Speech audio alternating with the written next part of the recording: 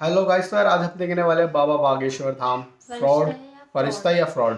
तो यार फिलहाल में देखा जाए तो इनकी काफ़ी फैन फॉलोइंग बढ़ी है और फिलहाल में इनका कुछ पटना में जा रहे थे ये अपना वो प्रवचन जो होते हैं इनके वो देने के लिए।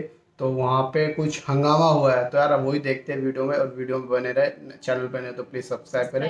तो स्टार्ट करते हैं वीडियो को।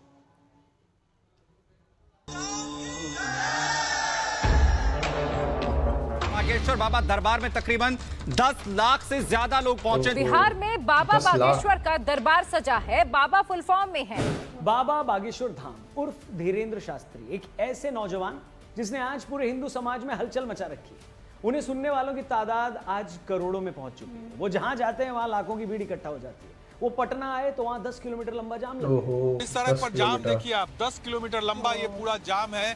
पटना से शुरू होकर ये आगे नौबतपुर का रास्ता है जहां पर बाबा की हनुमंत कथा जो है वो चल रही है। 4 लाख से ज्यादा लोग उनके पंडाल में पहुंच गए। बिहार ही नहीं, छत्तीसगढ़, झारखंड, आंध्र प्रदेश और यहाँ तक कि नेपाल तक से लोग उनकी एक झलक पाने के लिए पटना के नेपाल तक भी जा रहे हैं। हालत ये हुई कि उन्हें खुद अपील करनी पड़ी कि भैया कृपया टीवी पर ही प्रवचन सुने। इसे आप यूं समझें कि एक कॉमेडियन 2 महीने पहले अपने शो के बारे में लोगों को बताता है तो भी 500 लोगों का ऑडिटोरियम नहीं भर पाता। इंटरनेशनल क्रिकेट मैच में जहां इतने बड़े बड़े स्टार प्लेयर्स होते हैं वहां 20-25 हजार से ज्यादा लोग नहीं आ पाते। एक पॉलिटिशियन जिसके पास धन बल बाहुबल सब होता है, उसे भी अपनी रैलियों में भीड़ इकट्ठा करने के लिए लोगों को पैसे बांटने पड़ते हैं। और यहाँ 26 साल के एक कथावाचक को सुनने 4-5 लाख लोग आ रहे हैं।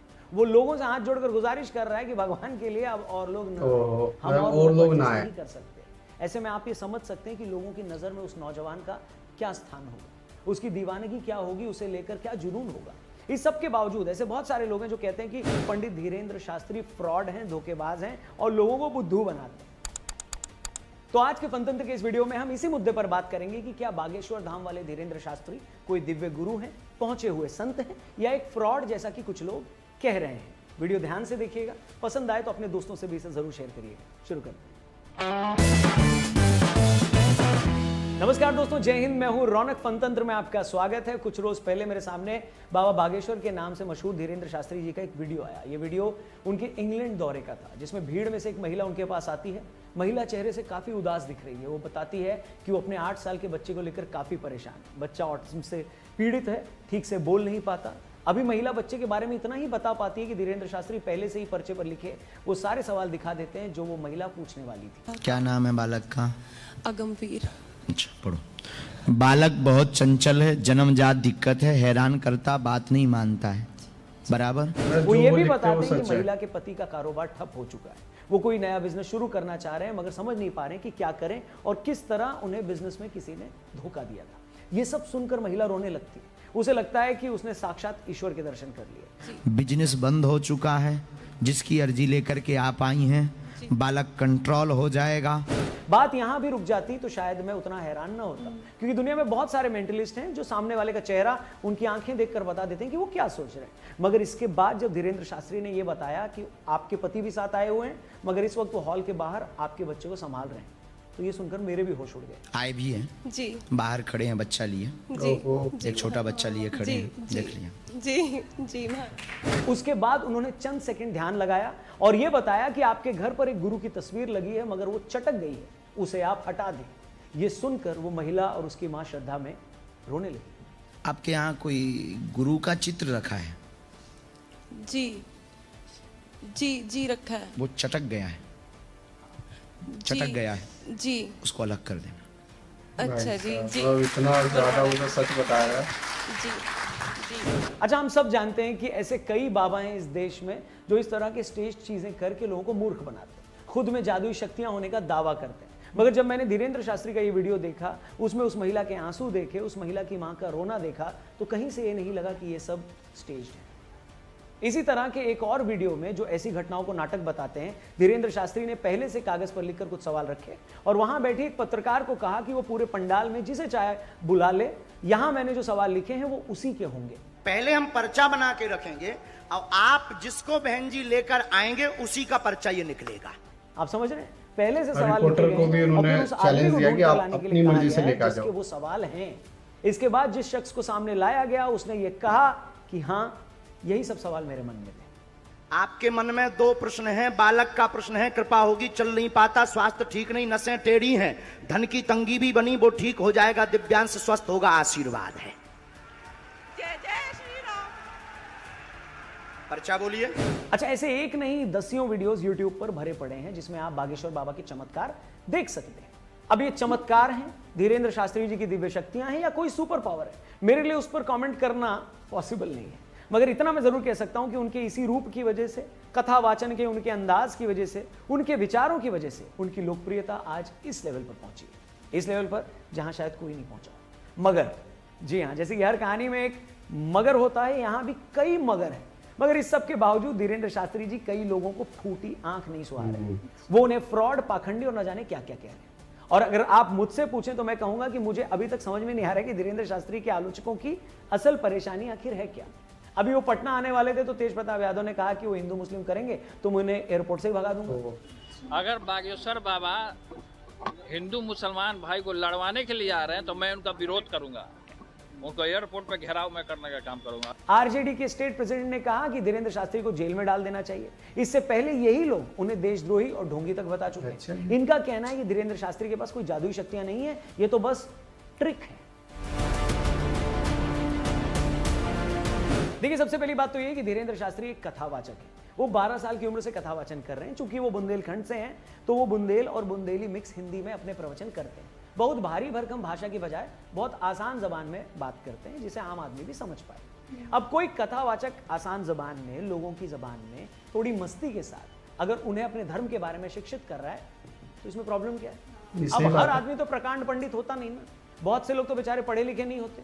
ये वो लोग हैं जो अपने धर्म के बारे में जानने के लिए, लाइफ को लेकर समझ पैदा करने के लिए कोई बड़ी बड़ी किताबें भी नहीं पढ़ सकते। इन्हें आप ये नहीं बोल सकते ना, भैया जाओ और जेम्स क्लियर की एटॉमिक हैबिट्स पढ़ लो या मार्क मैनसन की किताबें पढ़ लो। अब ऐसे लाखों करोड़ों लोग अगर धीरेन्द्र शास्त्री जैसे कथावाचकों के कार्यक्रम के जरिए अगर अपने धर्म को जान रहे हैं, उनकी बातें सुनकर जीवन में कुछ अच्छा करने के लिए इंस्पायर हो रहे हैं, तो किसी को क्या प्रॉब्लम हो सकती है? हमारे हिसाब से बात बदल दी जाए, रोक दिया जाए।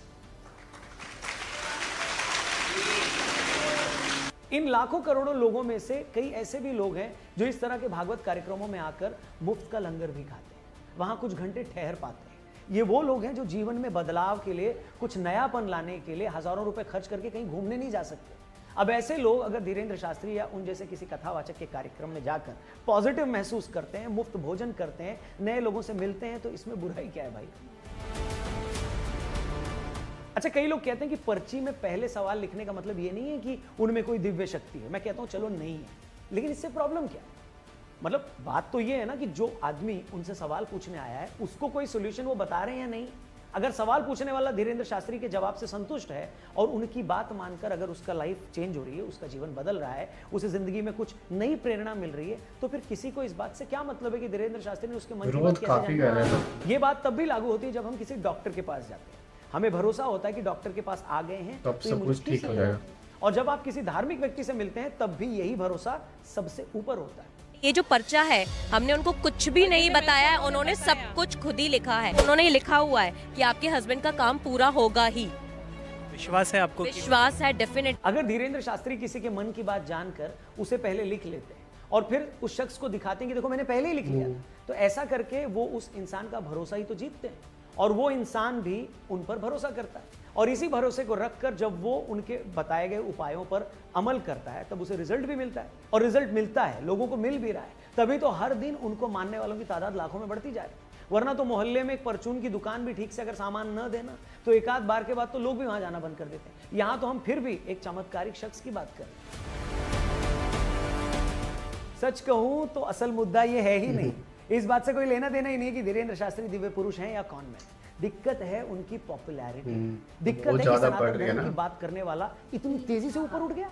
बहुत अफसोस के साथ ये कहना पड़ रहा है कि इस देश और देश के बाहर एक ऐसी लॉबी है जो हर उस आदमी को बदनाम करना चाहती है जो सनातन की बात करता है। ये वो लोग हैं जिन्हें लगता है कि अगर हिंदू धर्मगुरु, कथावाचक को बदनाम करोगे, उनकी क्रेडिबिलिटी को खराब करोगे, तो हिंदू धर्म अपने आप ही बदनाम हो जाएगा। वरना क्या जादू टोने के नाम पर लोगों को मूर्ख बनाने वालों की कमी है? और किस धर्म से ऐसे फ्रॉड लोग नहीं हैं? अब ऐसे टोटकों से शर्तिया इलाज करने वालों के अखबारों में विज्ञापन पढ़ लीजिएगा, उन अखबारों में उन लोगों के नाम भी पढ़ लीजिएगा और फिर पता चल जाएगा कि सबसे ज्यादा कौन ये काम कर रहा है। मगर जैसा कि मैंने कहा, इन लोगों को किसी धार्मिक आदमी के फ्रॉड और ढोंगी होने से कोई लेना देना नहीं है। इनकी तकलीफ तो बस सनातन की बात करने वाले एक यंग हिंदू की जबरदस्त पॉपुलैरिटी से है। ऐसी लोकप्रियता जो हाल के सालों में किसी को नहीं मिली। देखिए, ये भी सच है कि बहुत सारे लोग धर्म की आड़ में गलत काम करते पाए गए हैं।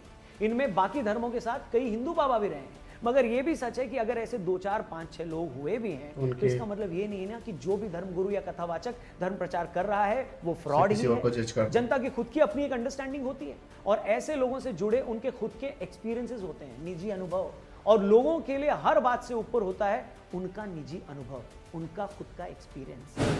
मगर जैसा कि मैंने कहा, कुछ लोगों को इससे कोई लेना देना नहीं। उन लोगों के लिए हर हिंदू संत फ्रॉड है। उनके लिए धीरेन्द्र शास्त्री भी धोखेबाज है, उनके लिए गुरुदेव श्री श्री रविशंकर जी भी नकली हैं, और सदगुरु के खिलाफ एजेंडा चलाना तो इन लोगों का फेवरेट टाइम पास है। इसलिए ऐसे लोगों पर ध्यान मत दीजिए। तो देखिए, भरोसा तो अगले पल का नहीं होता, गारंटी तो हम अपनी खुद की नहीं ले सकते कि कल क्या करने वाले हैं। लेकिन यह भी सच है कि दुनिया तो चलती भरोसे पर ही है। तो आप भी भरोसा रखिए, इंसान को नहीं, उसकी बात को पकड़िए। बात अगर धर्म की है, समझ में आ रही है, तो फौरन लाइफ में इंप्लीमेंट करिए, उसे उतार लीजिए जीवन में। बात कहने वाला अगर कल को गलत भी साबित हो जाए, लेकिन आपने उसकी कही बात अगर पकड़ ली और उससे कुछ सीख लिया, तो जो एक्सपीरियंस होगा ना, वो आपसे कोई नहीं छीन पाएगा। और यही सबसे बड़ी बात है, यही इकलौती बात है। फिलहाल आज के फनतंत्र में इतना ही। ये वीडियो, ये बात अगर आपको सही लगी हो तो इसे अपने तो यार वीडियो में मतलब मुझे काफ़ी सही लगी, वीडियो काफ़ी सही बता रखा था। और बात करें अगर धीरेन्द्र शास्त्री जी की, कि जो सेकुलरिज्म, सनातन और हिंदू धर्म की बात करते हैं, तो ऐसा नहीं है कि काफ़ी लोग उनके सपोर्ट में होते हैं। आज इसी वजह से इतनी ज़्यादा फैन फॉलोइंग और इतने ज़्यादा उनके लोग जो उनको सुनने आते हैं, उनकी तादाद बढ़ रही है। और ऐसा जब लोग बढ़ते हैं, और तो फिर कुछ लोग ऐसे भी होते हैं जो उनको अपोजिशन में बोलते हैं, ताकि उनको उसे झूठा साबित करने में लगे रहे या उनको गिराने की कोशिश करे। फॉलोइंग्स जो है इतनी तेजी से बढ़ रही है, तो लोगों को इसी चीज का हाँ, इसी चीज का मतलब उससे ये रहता है कि किसी की पावर को आप जज कर सकते हैं कि यार इतनी जल्दी कैसे कोई इंसान ग्रो कर सकता है, इतनी फैन फॉलोइंग कैसे ले सकता है।